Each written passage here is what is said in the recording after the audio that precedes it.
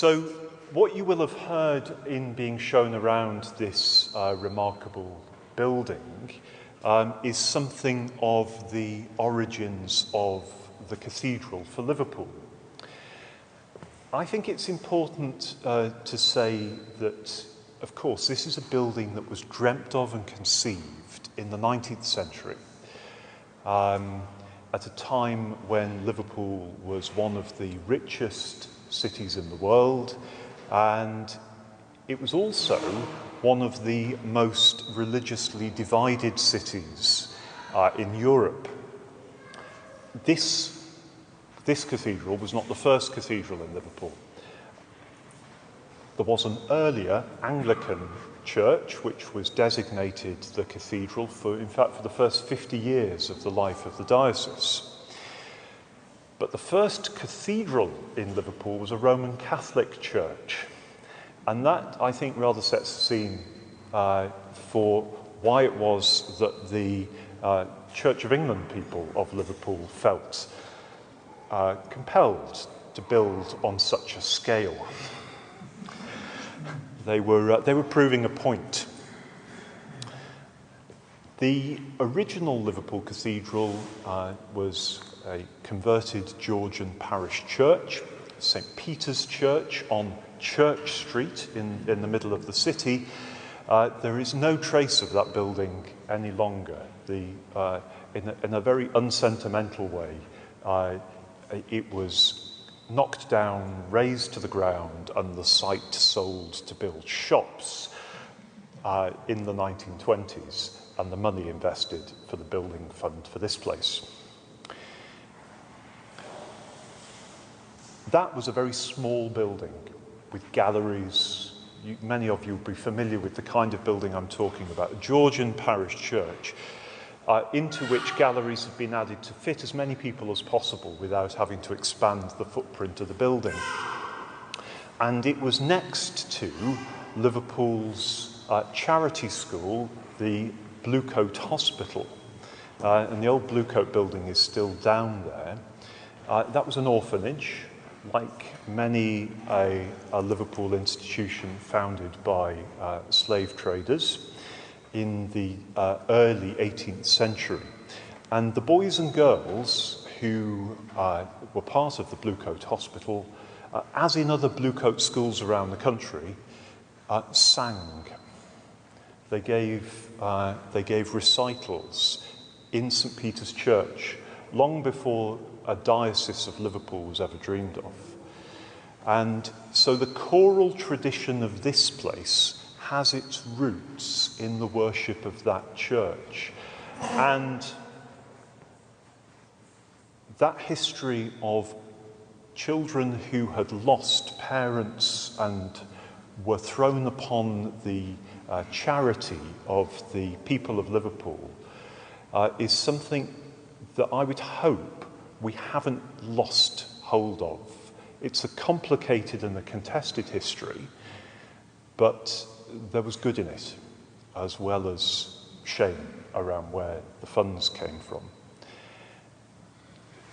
So when this enormous building was being put up, what the millionaires of Edwardian Liverpool didn't do was they didn't build a choir school.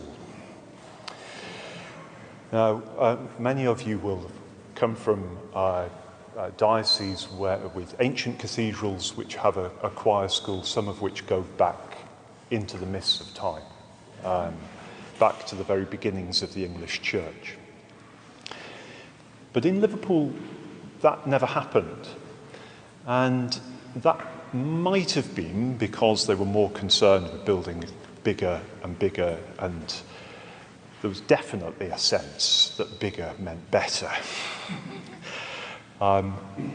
If you've ever seen the plans for what the Metropolitan Cathedral down the road, the Roman Catholic Cathedral, was originally going to look like when they laid the foundation stone for it in the 1930s, that was designed explicitly to be bigger than this building. They just ran out of money.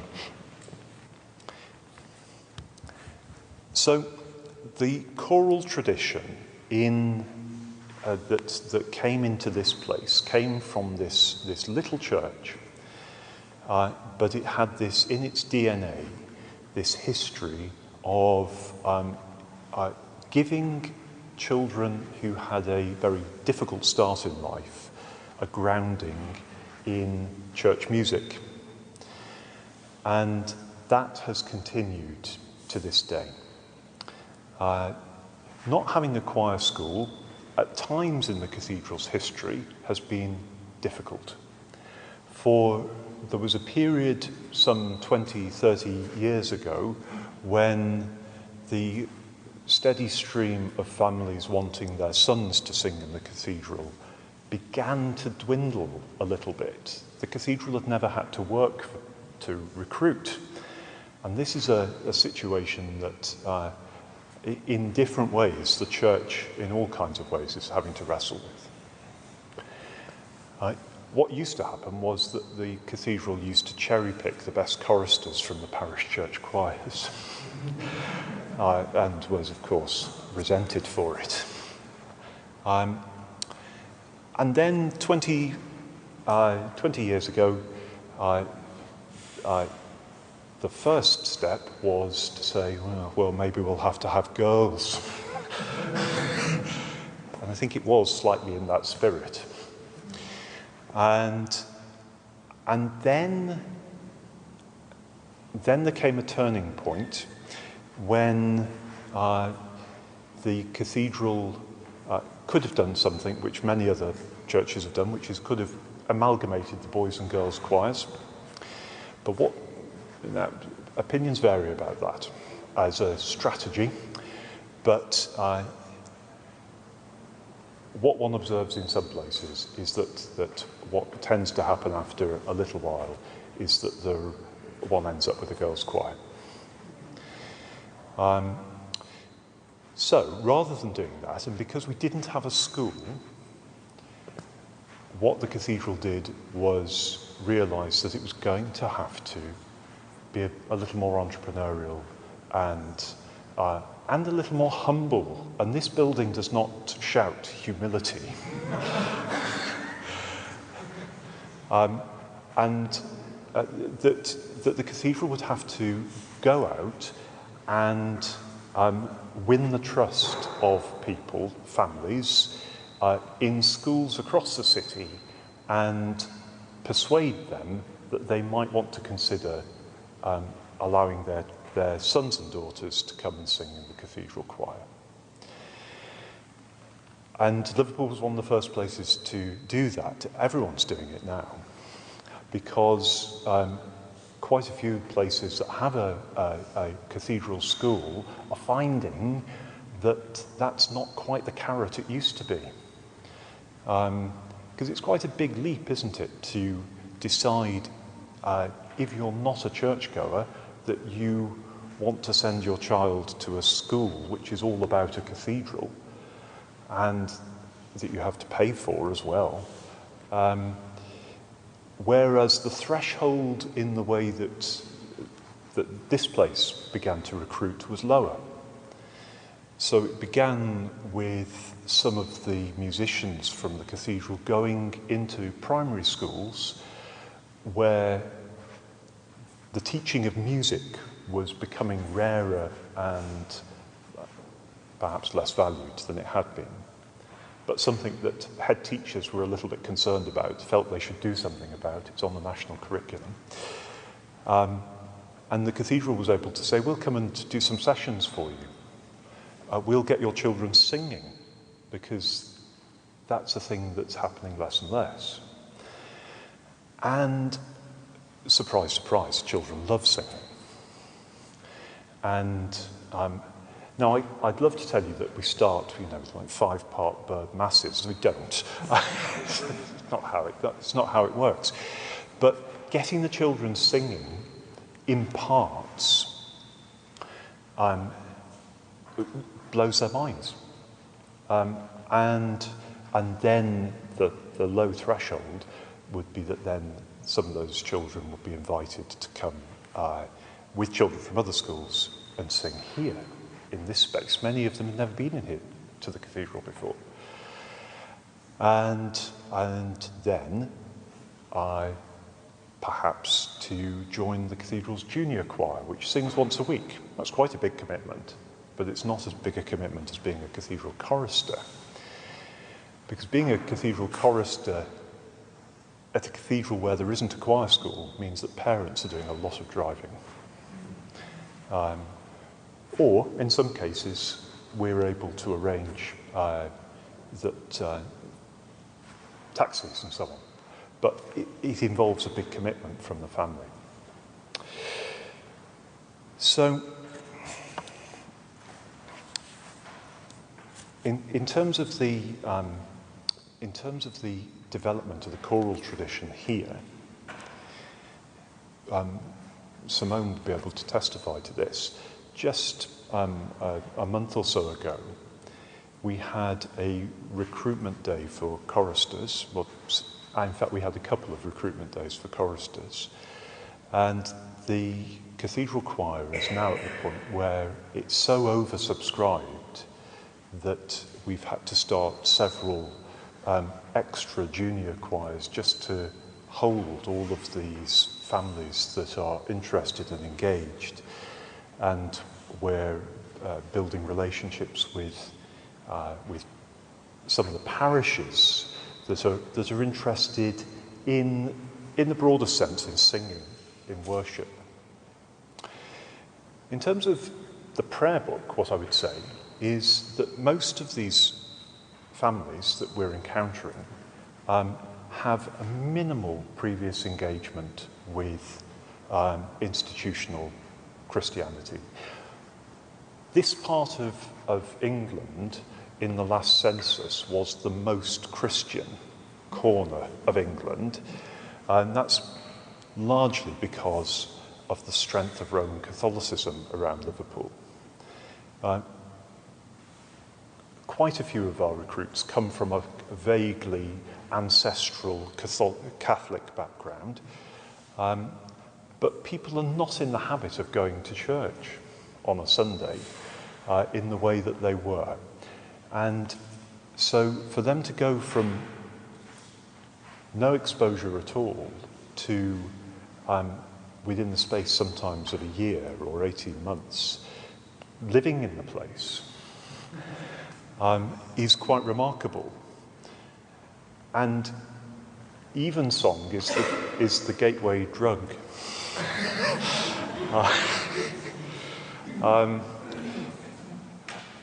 It's very significant because evensong is not Eucharistic.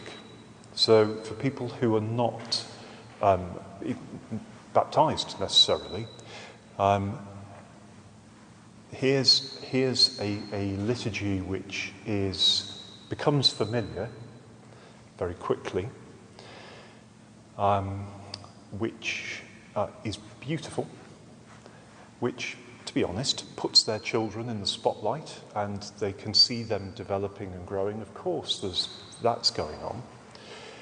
But it also gives parents who are often, I think, hard-pressed and harassed some space where they have an excuse to sit. In fact, they have to, really, to sit and be still and to ask what it's all about. That's very significant. The last couple of years while I've been here, we've prepared quite a few people, choristers and parents, for confirmation. Now, one of my hobby horses is that the Church of England doesn't really have a catechism in a modern form that is widely agreed on, let's put it that way. It's one of the conspicuous absences from common worship. So, because the liturgical book that these people know is the prayer book, we use the Revised Catechism, which is based on the Prayer Book Catechism. It's simple, it's short, it's memorable. And it also sets the bar reasonably high about what it means to be a committed Christian. So, done with confidence and done well, and done with a spirit of, this is something that's so wonderful, of course you would want to be part of it. What I noticed being part of the music department here is how compelling that is. And it's much deeper simply than being an aesthetic or a cultural attraction. People encounter God, and people commit to God, and people are changed by God through the worship of this place. I'm rabbiting on, so I'll hand over to Simone just to talk a little bit about some of her research into the impact of being part of a choir. But thank you for allowing me to say a few words today about my research. So, as Philip said, for the past 3 or so years, I have developed research on the social value of Liverpool Cathedral's music outreach program, which is one of the largest or vastest in the country. So, and while Philip was talking about the cathedral choir, there's, of course, what I just mentioned, the outreach program revolving around music, which consists or engages probably over 1,500 people, ranging from newborns right up to years 99 and above. So there are various choirs. There's a baby program called Teen Maestros. There are various junior or children and youth and adult choirs, which are now expanding, as Philip suggested, because of the sheer numbers that turned up recently for an open day for the boys' recruitment and the girls' recruitment. I mean, there were over 100 interested boys and over 140, 50 interested girls and their families coming here to learn about the music that's going on here, which is phenomenal. The cathedral choir is obviously one thing that recruits from widening participation, for want of a better word, or outreach. But then also there is the very lively outreach program that exists alongside to that, which reaches out into the city and some of the most deprived parts of the city. So where children indeed do not have music education because primary schools, quite simply, may not have a music teacher. So to bring in this service that brings musical excellence to children who wouldn't have those opportunities in any other way, or shape or form, through the likes of Mr. Stephen Mannings, Dr. Chris Newton, Finlay Gordon, who are the colleagues in the music department, who are fantastic. My research has become very happily living alongside these activities because I go along, I observe. So my research tradition or my research approach sits within the tradition of ethnography, which involves participant observation, as well as interviewing, as well as innovative research methods. So we launched a journal for children to keep a reflexive journal on a weekly basis, to fill in, to reflect on, to draw pictures into it. What does it mean? What is the social value of their musical engagement through Liverpool Cathedral? So at the moment, the research doesn't have a theologian dimension in that sense, but of course it is part of it, because while children learn music, they learn to sing hymns, and of course through those lyrics, they learn theology as well. So that's an aspect that I'm very interested in future. The research itself started during the pandemic. So I found that during the pandemic, a lot of cultural organizations stopped doing things with children. For example, the Liverpool Philharmonic Youth Choir didn't do anything, or various other places, but Liverpool Cathedral didn't cease. their musical offerings. They switched their music program online entirely. And being a mum, as well as a researcher, an academic, was hugely beneficial because I could observe at home what it meant to my own son to participate in weekly online choral practices, in quizzes, in social engagements that were led by the music team here at the cathedral. And my husband was shielding. So we were essentially bound to our house for 9 months. We didn't have social engagements. We were very scared to go out. I'm sure those sentiments resonate with many of you here. It was a fairly scary time of our lives, probably for everybody. These weekly sessions, or more than weekly sessions, they really brought life into our home. It really meant something, that through music there was value above and beyond aesthetic development or education or learning, but the social value was bigger and wider. It was cultural. It was beneficial for well-being. It was beneficial for cultural understanding. Music was learned in terms of, classical and classical musical style. So the research was termed the Digital Turn Research Project that ran from 2020 to 2021, and I launched quite a substantial research report and published many of those results that came out of it. And I don't want to bore you too much now with this past research in the pandemic, because I think we're all glad to have moved on from that. But to tell you also a little bit more about what's happening more currently.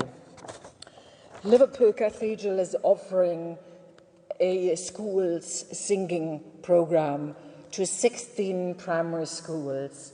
And it offered that, for example, from April until July for 10 weeks to engage 16 or children, over 1,000 children from 16 primary schools, where, as I say, children come from socioeconomically deprived areas and do not usually have the opportunity to participate in good quality music or excellent music education. So the research I'm conducting with that involved a reflexive journal, and I found that so far, this research is ongoing because it's being rolled out again from September, and it's doubled, as far as I understand, doubled from 16 schools to 30-ish. That's at least the plan, which is phenomenal, run by 3 members of staff who go out to drive around the city. I try to keep up with them and deliver these workshops to those children. And I found that the school singing program offers very many benefits for children's musical development, social engagement, educational outcomes, well-being, and importantly, the preservation of choral traditions. I'm sure you've seen the recent reports that have been published by various organizations that have focused on choral traditions and the difficulties of maintaining those, and unfortunately have concluded that they are in decline. Young people are not necessarily interested in the choral tradition as they maybe once were, or maybe the parents are not so interested anymore and encourage the youngsters to engage with it. So essentially, the research seeks to delve deeper into the specific meaning and the social value and the longer-term effects of the cathedral's school singing program, as well as the junior choirs and the other outreach choirs, as well as explore best practices for implementation and evaluation. And the research provides a solid foundation for the continued growth, hopefully, and success of Liverpool Cathedral's choral singing initiatives in outreach educational settings. I've got a lot more to say. I probably could fill 5 hours standing here. But I leave it at this point. It was really just to give you a taste of what's happening.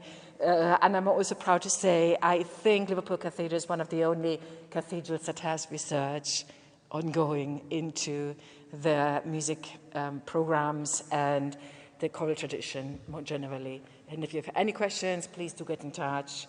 Thank you very much for listening.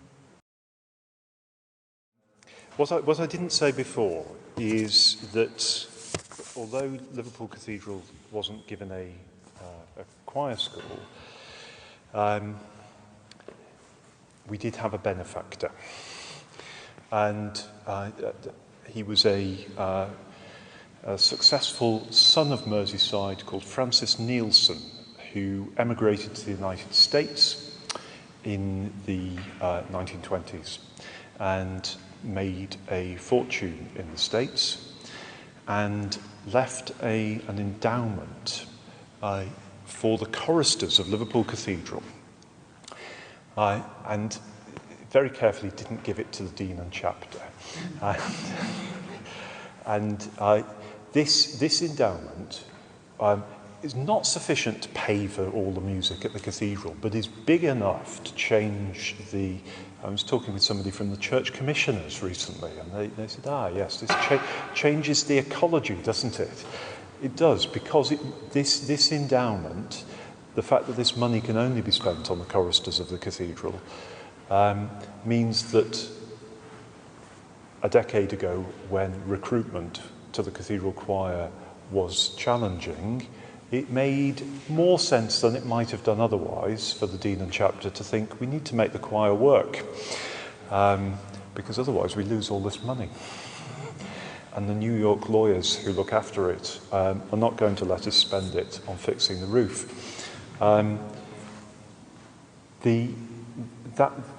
That I think is very significant in that the music costs lots of money. The cathedral organ costs a fortune just to maintain. We have full-time staff, not to mention an army of volunteers. The cathedral's music costs in the region of $250,000 a year. And so you'll have noticed some of our propaganda on your seats. We continue to ask people, in the spirit of those who went before, to give to this work because it's to the glory of God, and because so many people benefit from it.